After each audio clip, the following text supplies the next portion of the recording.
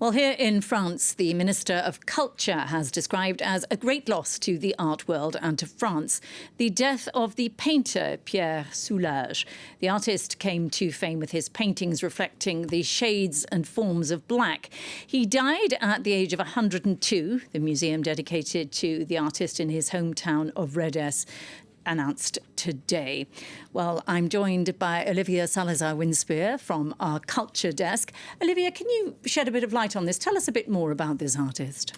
Well, as you mentioned, Angela, there is one thing that comes to mind when you mention his name, and that is a colour, or an absence of it, black. It's something he explored in every possible way in his art, especially the interplay with light. He was not interested in the tone itself, but what it could do. And in fact, he developed this signature style in 1979, thanks to what was almost an accident in his studio. 30 years later, the Pompidou Centre here in Paris staged a retrospective of his work where he explained a little bit about how that came about. Let's hear from him. I was painting, and I covered my entire canvas in black paint.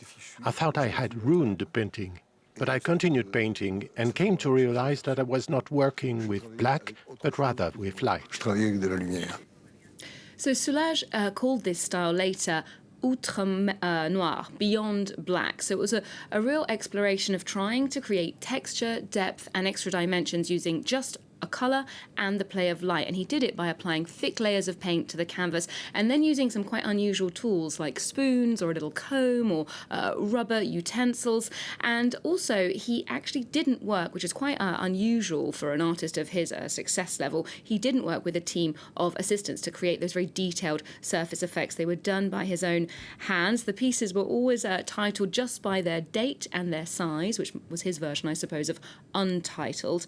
And even though this monochrome style became synonymous with him in recent years, he did actually start out doing very different art. He did use colour. He started in the 1940s in Paris doing stage designs. He was friends with Giacometti and Rothko, so he's really straddled many artistic eras.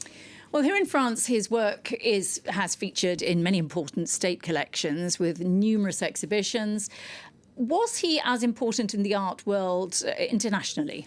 Well, here in France, as you say, there was a consensus. He was called by then-President François Hollande the greatest living artist in the world, as Hollande opened his museum in Rodez in 2014 in his Soulages' hometown. Now, 5 years later, the Louvre honoured him on his 100th birthday with a small exhibition of his work. Now, that was a very rare honour. The only other people who were shown at the Louvre with a dedicated exhibition in their lifetime were Picasso and Chagall. Outside of France, his work features in very important collections, for example, in the MoMA and the Guggenheim in New York, the Tate in London. He was also the first living artist to be invited to put on an exhibition at the Hermitage Museum in St. Petersburg in 2001. And when it comes to his commercial weight in the art world, last year he was crowned the most bankable French artist in the world. In November, a Soulages painting from 1961 sold for $20.2 million at Sotheby's in New York, which broke previous records of French living artists. So his paintings are definitely still very much in demand, more so than ever, I would say. Last weekend, Paris hosted its first contemporary art fair, Art Basel, Paris Plus Art Basel, and I spotted some of his work there, definitely for collectors with larger budgets. Thanks very much, Olivia. Olivia Salazar-Winspear there, and that brings us